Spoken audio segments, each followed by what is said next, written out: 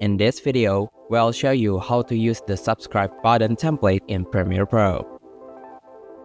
We'll cover two simple steps: changing the color and customizing the icon.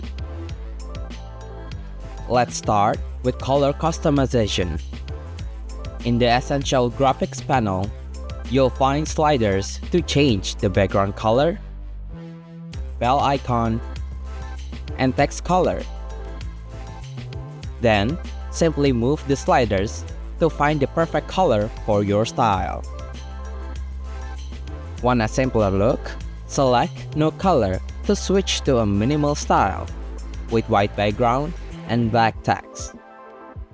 Note that the transition effect will still display its original color. Next, let's customize the icon. This template comes with 3 pre-made icons: triangle for flying animations, X for spinning motions, and circle for a fireworks like burst.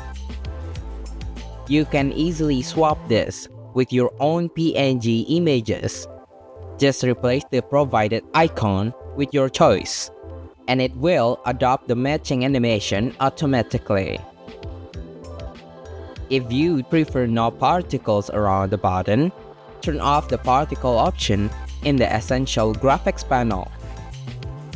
And that's it. Quick and simple.